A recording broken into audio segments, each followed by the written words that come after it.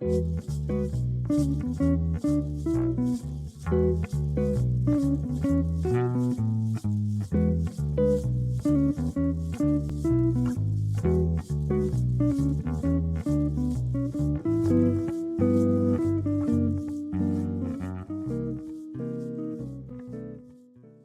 the special series for the AIA Austin Homes Tour, I have the amazing pleasure of talking with Joshua Hogan from Hogan Architects. Joshua has done a home that's going to be on the tour. It is a most incredible wood setting, or wooded setting. It's a reconstruction, so we're going to get into what's happening there. And it's a beautiful home. And you are going to be immersed when you go to this home. You're going to be immersed in nature, and you're going to be journeying and adventuring. And there's so many cool features that he's going to tell us about. I'm super excited to share this with you all. Joshua, welcome to the show. Thanks, Adrian. It's a pleasure to be here, and I'm super excited to, talk about this really eclectic, interesting, and great home in West Austin. Yeah, it is fantastic. We've just been, for everybody who's listening, we've just been chatting about it and talking about all the different features it's got and the pedigree that it's got as well, which I think is really interesting. So I'm going to kick off. Joshua, just give us a quick overview on who you are and how you became an architect, and then how did you get this home as a project? Sure. Yeah, so I'm originally from East Texas. I went to school at UT in Austin. And then I actually went and lived in France for a while. My grandmother is French, and so I decided to go learn a little bit about my family history and culture and also get some work experience in France. And then came back to Austin. I actually worked for Dick Clark Architecture for a while and then started my own firm. And my clients are actually friends of mine. We are actually on the same cycling team at one point. So we have a long friendship that goes back before the project. And they reached out to me and said, hey, we found this really cool, crazy, eclectic home in West Austin, and we want to remodel it. I said, okay, sounds like an interesting project. And then when I went out to the house, I was like, wow, this thing is really quite interesting. And then they started to tell me about the history of the home. And that's when the story became even more interesting, because the original house was designed by Bob Renfro, who's a well-known architect here in Austin. And his pedigree, he actually worked with Charles Moore, Robert Venturi. And so he has like this postmodern design inspiration, which is reflected in the home. So you have a lot of asymmetrical lines and asymmetry, different floor levels. So it's just this really eclectic, atypical Westlake house.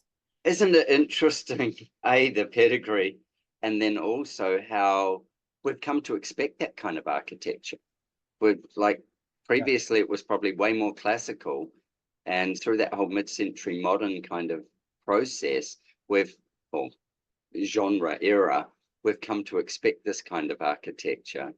And you get to mess with someone's work that was obviously a master at it, like somebody who it was, I would say I'm a young architect, and then you've got this project who's designed by a really well-known architect. So you're like on each end of the spectrum, just in terms of age and experience in your career. Yeah, like it's super exciting, and there's a lot of, I guess, challenges in a way. Like we had to there were more things to take into consideration on a project like this because of its pedigree. And really that was spearheaded by our clients. Like they didn't want to disrespect the original design intent. Yeah. And so really we as a team had to figure out like, what's the guiding ethos of the project? How can we preserve the legacy of this home, but at the same time embrace innovation? How can we modernize it? And then programmatically fit some elements into the home that are functional for the homeowners. Yeah, I think this is a wonderful position to be in. It's a great learning position. It makes the journey so deep. It makes the journey of what you do so deep. because so much It really, consideration. absolutely. And it's like a reflection on the value of architects and Yeah. how it's not just, we're not just drawing something, like there's a lot of other experience and expertise that come into play for a project. That's so cool. So then the friends of yours, and obviously they loved it, they loved the site already. So they were already Mhm. attached emotionally to the original structure as well as the possibility and the site. Take me for a bit of a journey through the brief of it. Did they just rock up and say, we want 4 bedrooms, please, not 2, or whatever? What was their kind of thing? Because they would have been fairly prescriptive, I imagine, in the needs, Well, but not necessarily so prescriptive in how you delivered. yeah, exactly. It's basically, I wouldn't say it was so prescriptive in the way of, hey, we have to have 4 or 5 bedrooms, this number, many bathrooms, it has to be this square footage. It was almost like, how can we design something that is respectful to the original intent, but we still have to have it functional, right? So if there was a lot of iterations of what that could be. Yeah. Yeah, there were quite a few design iterations on our end of just really exploring that aspect because it, in a way, it's actually more difficult to get there if, and like on the other hand, you have a clean slate, a clean Yeah. lot. Yeah. Whereas here we already have something, Yeah. and we need to work within those constraints. So yeah, the brief was we want to make this home beautiful. We don't want to just tear everything down and start from scratch and build a box. We want to embrace that eclectic nature. We want to embrace that nonconformity. It's a reflection of who we are as people. And yeah, there was a lot in the brief, but it wasn't so like prescriptive Yeah. as you would normally think. I think that's fantastic. Really cool.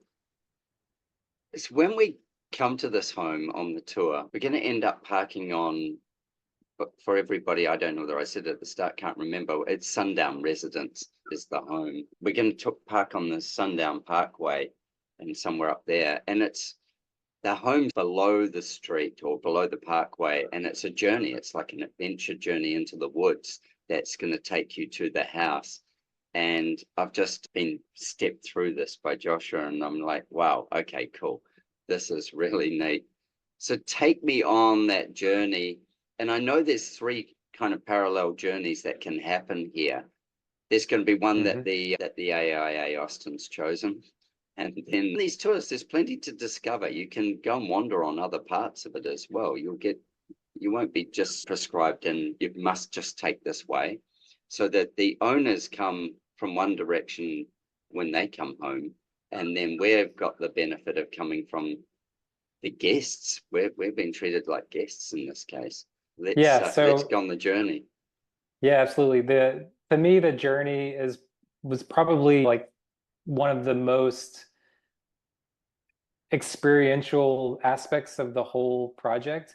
Yeah, And it was really quite satisfying in a way to see this thing reconstructed, rebuilt, and you start to see all of these pieces fall in line and line up together, and you start to experience that journey. So, yeah, yeah, on the tour, you'll start at the street at Sundown Parkway, and it's about, I would say, 30 feet higher than the entry of the home.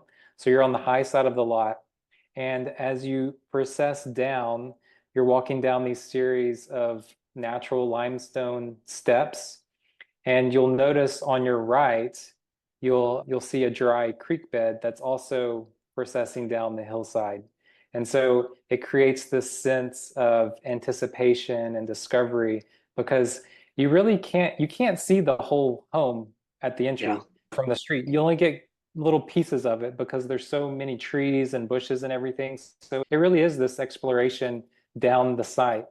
And I think that relationship with the creek, and then as you go further along the path, you'll notice on your left, there's the third path that goes down the site, and that's the floating canopy, and that's the owner entry. And even when you go inside the home, you'll notice those 3 paths still continue. And yeah, so even as you make that transition from exterior to interior, those three paths still have that same relationship. And now you're presented with some optionality on you could go into the dining room, you can go into the kitchen, you can cross over those paths. And then what I call the crescendo moment is when you experience this really like expansion of space, the views that you can't see from the entry, but you're all of a sudden like all that's revealed. And at the same time, the creek has its crescendo moment in that it runs underneath the house. There's a bridge that traverses over the creek and it flows over like a 15-foot grotto waterfall on the backside of the house. So it's like the Austin version of falling water in a I way. think it's amazing. I think it's amazing. An amazing sight. Amazing sight. But there's a part of me that hopes that it's raining and Yeah. that the creek would be running. I've been in Austin when there's been some really heavy rain and all the creeks are up and stuff like that would be pretty incredible.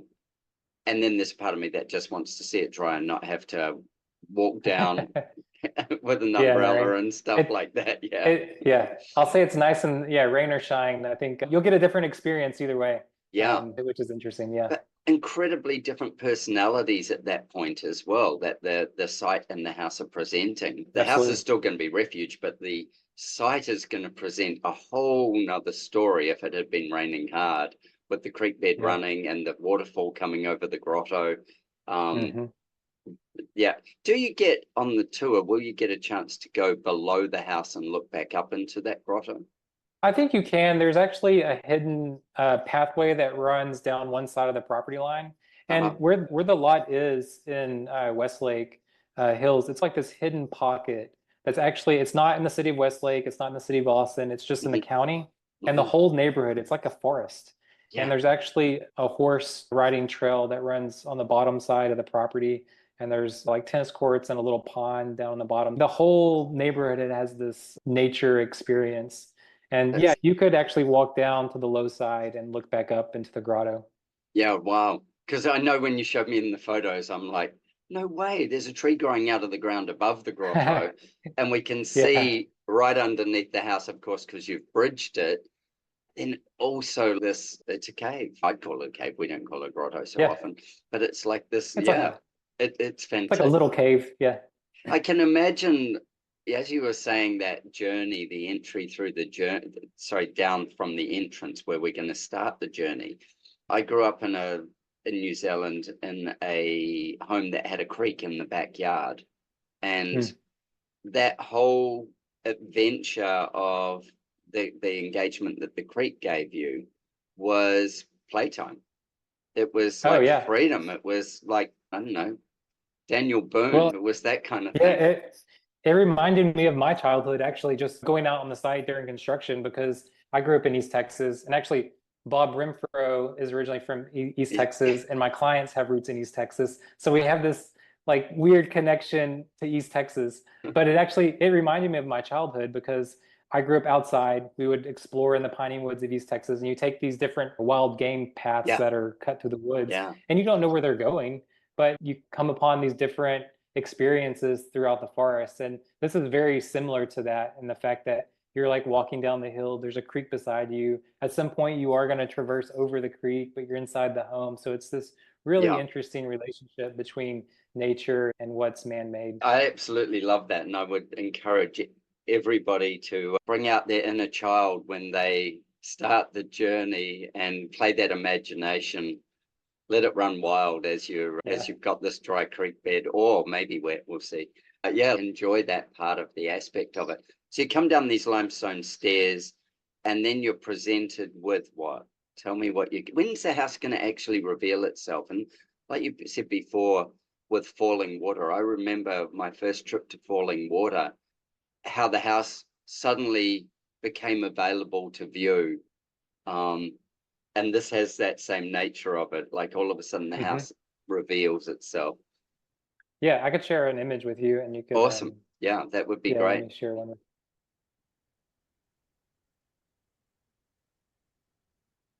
So this is going on YouTube as well. So anybody who's just listening, you can whip out to YouTube at some point and you'll be able to see this amazing image of the home.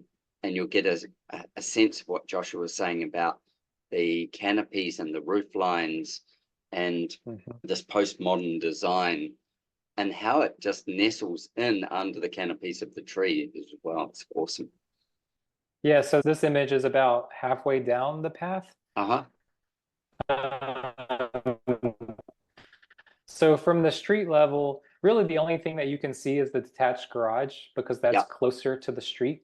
And then you see little glimpses and parts of the main house roof line, but you can't even see the front door from the street because the path kind of meanders around. So that's hidden from view until you get about halfway down the site. Yeah. And then even from this perspective, you can't really even see the east wing of the house. It's like a low nestled into the hillside. So there's a lot of these interesting relationships between the uphill side and the downhill side of the site, and then really like the spatial components inside. They're like on the back side with the valley views. Yeah. There's like these big spaces, but there are also these very intimate small spaces that kind of focus your view on the plants and the landscape on the uphill side. It's the parallel journeys in this particular picture because you can see the creek bed on one side. You've got the path you're on, and you can see the canopy from the garage on the other side. So you get this, there's these things around you that are happening and all leading, as you said, to one spot.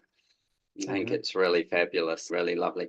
You were saying the original home was in reasonable disrepair. So when you're coming down to the house here, I know because I've seen the floor plan that you're actually walking towards the dining room, which will be to the left of the front door. What was it clad like? What did you change? What was this just what it was like and you put a slap of paint on it? No, what did you do to it? What happened? No, it was a little bit more involved than that. Yeah, so the original structure was in disrepair. There's actually, excuse me, quite a bit of water inundation in part of the home. So one of the technical aspects for us was how do we redirect some of that water sheet flow into the dry creek bed to help resolve that issue. Yeah. But yeah, really we reconstructed the house. So we kept the same roof lines. We kept very similar roof pitches. We changed a few things. We actually added a second floor onto the part of the home that houses the bedrooms and the master suite. And we expanded the east wing of the house to accommodate the homeowner's parents when they come to visit. There were these, that goes back to the brief of, hey, we have to make this home work for us, but we also want to keep that eclectic nature and original design intent of the house. So we even like the window placements, for example, are the original window placements in the home. We modified some of the fenestration openings, especially on the valley side. So where there are sliding doors, originally that may have been a pair of French doors and a clerestory window. So we treated that whole piece as like one element of fenestration. So everything kept its same place. And you'll notice as you process through, there are even a series of skylights that were originally there that kind of highlight these little stopping moments along your path. Yeah, cool. So there's a lot of interesting framed views as you like journey down through the home. And then, again, at that crescendo moment, you're revealed this beautiful view in the creek and the grotto. I love the fact of these skylights. You're coming through tree canopy, and so it naturally is full of skylights as you walk under tree canopy. And then to play this through in the built structure as well is really lovely. So you still end up with that light falling on your head as such coming from above. That's something for people to just take pause and recognize it from the outside before you even get in, because it's a continuation of the adventure of a site like this and how it keeps you engaged. That's really cool. Really yeah, exactly. Cool. Like you get these plays of the shadow and the tree canopies as you walk down the limestone steps, and that element is continued through the home as well. Yeah, I think that's really fabulous, and it talks to the site like it belongs for it. When you were working on this, how many trees did you have to work around, or did you have fairly clear open structure or space to increase the structure?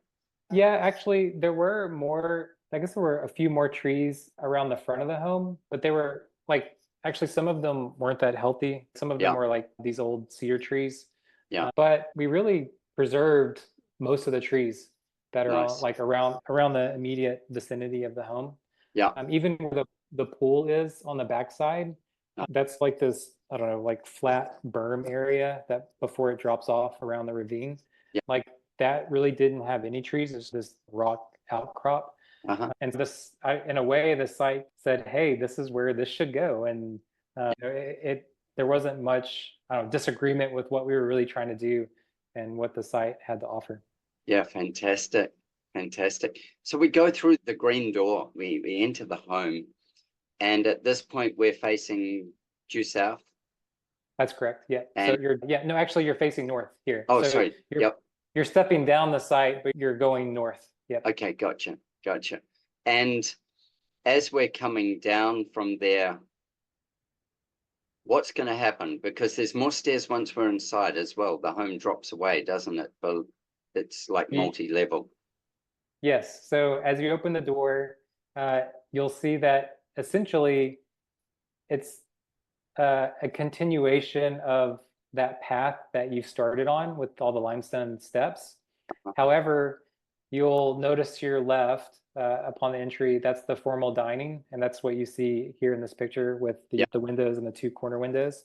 So you have this optionality to traverse through a space that's programmatically defined, and you can go actually to the owner entry path that still runs parallel to the main entry path. right. So it steps down one level, about 4 steps, and then there's the kitchen that's basically in the heart of the house. Yep. It's in the middle of the floor plan, and its level is like in between the lower level of the house and the dining room level. So it's like a split level type of design. Yeah. And the kitchen actually overlooks the living room and the parlor. So it's like this interesting spatial relationship because it's not it's connected to the other spaces, but it's not on the same level as the other spaces. So Um, it gets a level to itself essentially in the yes. design. That's Hmm. really cool. That would be a place when you're in the home is go and experience the home from the kitchen. Most people will. Yeah. But just take a moment there to experience it from the kitchen and the transitions you're making, the relationship with that. That's Hmm. really, don't just get overwhelmed by the view and the excitement of a bridge. Right. And Can I'll do say that later. actually, yeah, I'll say like another important aspect that people may not realize, but maybe they'll experience along this journey is just the different compression and expansion Yeah, of the space. So yeah, if you notice in this image, the entry porch, it's small. The yeah, house is about 6,000 square feet, and it's a very modest porch, but that's like kind of that intimate space. Whereas yeah, if you go into the parlor or living room, yeah. that's a completely different experience. And so there's all these really interesting spaces throughout the home that are big and small. And again, it goes back to, okay, what are you looking at outside and inside? And how do you Yeah. see like a different angle of the house? And it's really this, yeah, interesting dynamic relationship between all of those aspects. And it's of its environment because that's what happens when you've got a grotto and you've got something that runs down the hillside and the tree canopy shifts as you're coming down with it. So the house is actually reflecting that with its own volumes internally as well. Uh, Yeah, exactly. the adventure's fun. The adventure is really fun. I imagine as a home to live in, it would be something that you're quite engaged in living in there. Yeah, I think so. My clients, they're very much engaged with the nature Uh-huh. around the house. But even on the interior, I'll say maybe this is a segue into the exterior cladding versus what's on the interior of the home. So Cool. the exterior of the house, it's all one material. Yep. It's a vertical straight grain cedar. The only transition material is at the bridge itself, and that's a standing seam Uh-huh. facade. Whereas on the interior of the home, it's very eclectic, it's very vibrant and lively. And that's through tile choices, wallpaper choices. There's a lot of interesting antiques and decorative light fixtures that you would never think go together, but Yeah. they're done in a really great way. We had a great interior designer on the team, and she did a fantastic job. And Awesome. it's just this interesting, again, this dynamic relationship of interior and exterior and like how that's connected to nature. That's so cool. That's so cool. When you're in the home, obviously that crescendo moment when you get to get the view down the valley is what everybody's going to be expecting and looking for. Take me on some of the other parts when you're in the home of little places that, or not little, but places where people Yeah. can get another experience. Yeah, so I'll say one of my favorite spaces in the home is actually the guest bedroom. Uh-huh. So that's on the east wing. So after you cross over the creek, you'll go into the media room. Yep. And then there's actually a little corridor that runs back to a guest bathroom and a guest bedroom. And the view from the guest bedroom is up the hill. And there's actually this little patio space that kind of burrows itself into the hillside. Uh-huh. And your view there is actually interesting because it's really the complete opposite of the valley view, because the roof line or the roof overhang on this side, I think it's probably at least 4 feet Wow. overhang. So Okay. Yeah. it's a big, deep overhang. And so you see that the soffit, and at the same time, like soffit's coming down and then the hillside's going up. So you have this focused view or framed view of Yeah. like just the hill. Like Yeah. you have to really struggle to look up at the sky. You just have a focus of the hill itself and the vegetation. And to me, that's just, I don't know, that's a very intimate space. It's very serene. And it's just this little quiet space within the home that's quite different. That's cool. That is cool because yes, the house is focused around this bigger view down the valley. Mm-hmm. And then to re-engage, as you say, like looking backwards, because when we're leaving the house, I imagine we'll have options out of any which way that we choose to go, or whether we're going to be, back up the main path. But probably the option would be to walk around and go up the driveway as well, I imagine. Yeah, you could walk up the Yeah, owner entry and actually, I think you'd have to go through the garage and up the driveway. But yeah, it may or there's, may not be open, but yeah, that yeah, there is the other time that you're going to engage in the hillside as we leave. You're going to yeah, your go legs back. will. Yeah, yeah, but they're all cyclists. Yeah, so There you everybody go. loves this stuff. No, that will be really cool though, because then you're looking back into that canopy and it's revealing itself as you're looking up as well, not just Yeah, the big expansive view back the other way, a much more intimate view of the environment. yeah, it'll be a totally different experience for sure. Mm. I think this is one of the things, like when I go to these homes, I'm like, okay, I try not to get overwhelmed by any one piece. That's my big Mhm. game is, okay, don't just get knocked over by one piece and not feel it all. And I think this home, because of the tree canopy and the stairs down, you'd be very focused on where your feet go. Oh Pause yeah. on those stairs and take a look at the Yeah, environment around you. And take a break. yeah, Take a yeah, break and just exactly. absorb it. There's a bench along the path down. Like there's all these little spaces that you could just sit and relax and yeah, Yeah. just take in that experiential moment. Because it's not all about just like running through the journey. It's really about experiencing it. Yeah, absolutely. Just taking the time. Don't just race to get inside the home. Take the time to see the home as it like opens up to you. Because this photo that we've got up now, you've got these beautiful angled roof lines, pitched roof lines that are there, and glimpses constantly of where you could be headed to. So it's, Hmm. yeah, like it's gorgeous, like really lovely. And the way the tree canopy just rolls over the top of it as well on the journey in. Yeah, it's a really special home, really Yeah, special. thank you. With your clients that live there, they were very generous to let people into this home. Oh, absolutely. Yeah, it's a very big, dedication on their part to open their home up to the public. And just showcase where they live. It's an intimate space for them, and Yeah, to open that up is a really big commitment. absolutely. And from all of us that will go to the home, thank you. Thank you for them for doing that. I think, like you said before, you know, that the home's a reasonable sized home. At no point from the photos I've seen does it feel large in the sense of this big house, because each of the spaces, as you were saying before, you transition through and you may be in sort of compression or in release depending on where you are in there. So it keeps the home feeling intimate and connected, very connected to nature as well. Yeah, I wouldn't say this is, a grand home. No, Like, it's not overwhelming, spatially.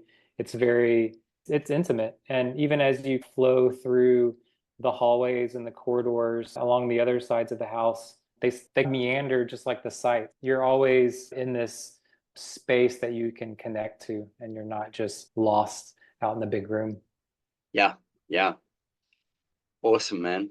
I am so looking forward to seeing this on tour and meeting with you in real at the house and being Yeah. able to see how it developed. The cedar siding you've got on there just holds it all together as part of the nature, doesn't it? Like it's part of that environment.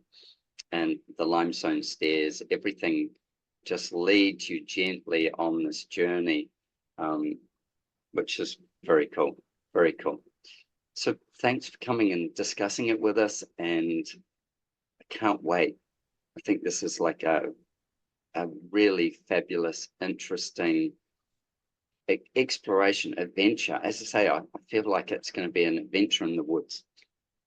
Yeah, now I'm looking forward to it. And I'm looking forward to all of the tour goers having a similar experience as I did designing the house. And I hope everyone enjoys it. Yeah, cool, man. Look forward to meeting you in person there and hopefully getting time to chat. And if you're on the tour, go and seek Joshua out, ask questions. If you're on the tour and you don't get a chance to do that, by all means, reach out to him afterwards. I'm sure he'd be more than happy to tell you more about this home. Thanks, man. Yeah, thank you, Adrian. Yeah, Cheers. appreciate it. Thank you so much. Have a great evening. All right.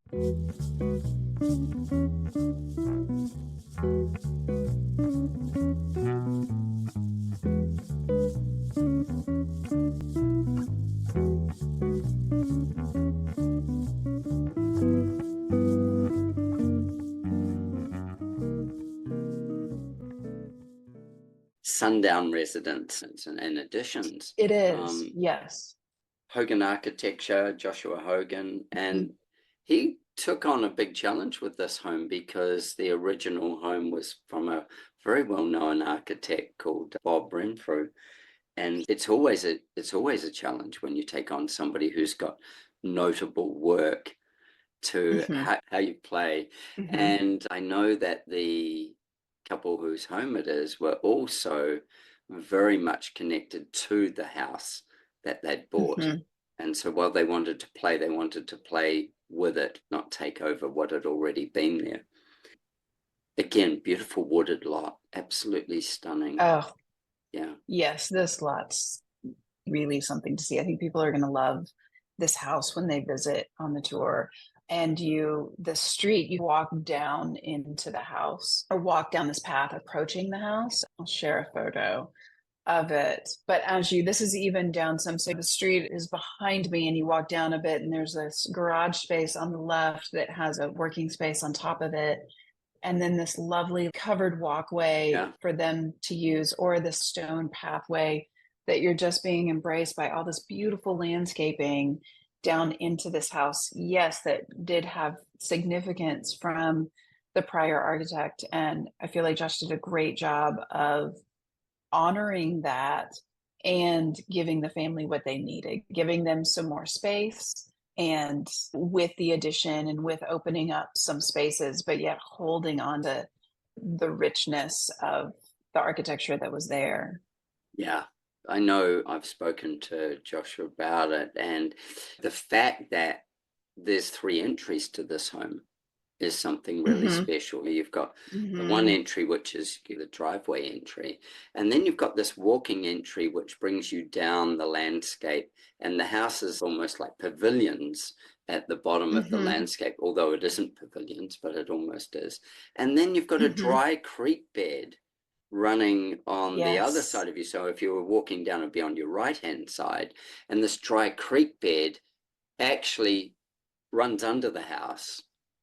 So it's bridged.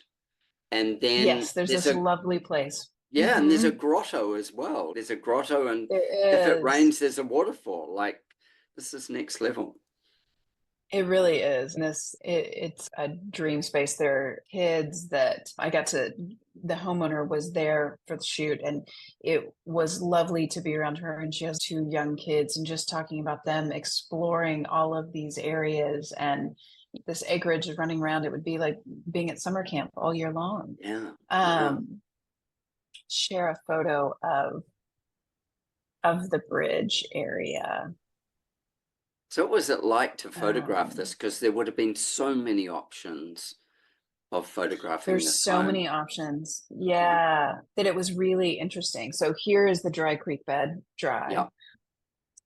But when water runs through it, and there's this bridge area connecting this living space into this other like family space, but with these windows on both sides. So you just feel completely embraced by all of the nature. And I can only imagine it when there's water running through there, how lovely it would be.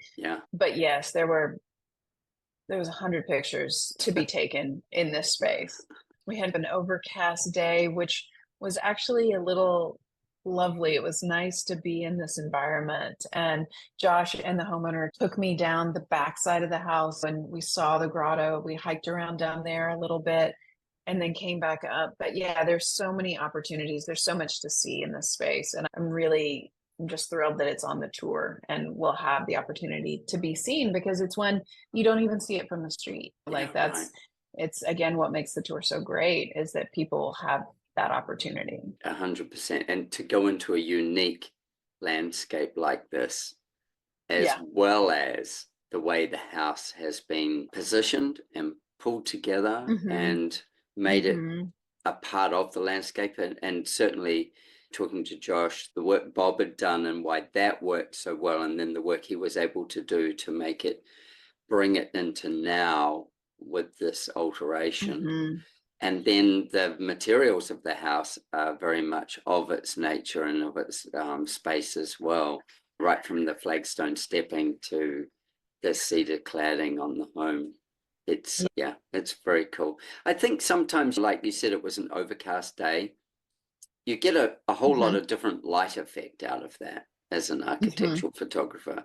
In this scenario, with that tree canopy and everything else, if it had been a bright sunny day when you photographed it, you would have been working with a lot more shadow. Yes.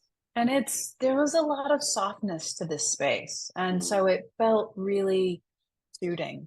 Pulling up another photo. It's the back part of the house. Overlooking the grotto and the grotto kind of falls down below there. But I think it was it gave it really complimentary light. I think it really, the house would perform on all days. This really, I would love to see this home on a rainy day when that I would love running. To see this home. I know, I would as well. I don't want that for the tour, though. I don't want to be in that rain for the tour. No, I don't want muddy feet to go into this beautiful house. But it can rain the day before and just be wet. 100%. 100%. Or we could be invited back when it's really raining. There you go. Yeah, that would be even more special. And I can imagine you crossing that bridge when it's like that, and all of a sudden you're really feeling engaged with the landscape, because it's moving around you at that point as well. Exactly. I live in Australia. So for people listening, I live in Australia, and I'm a New Zealander who lives in Australia. However, with that, one of the things that people say when you travel here, you must go to Uluru, which is the big red rock in the middle of the desert. And it is breathtaking. So being in landscape, and when you're in structure, that is, the landscape's driving the architecture here. When you're at Uluru, one of the things is it doesn't rain out there that often. When it does, the rock has 1,000 waterfalls. And I've not been there for it. People know when it's going to rain and they'll fly out there specially to see it. Oh, wow. And that's like this home here.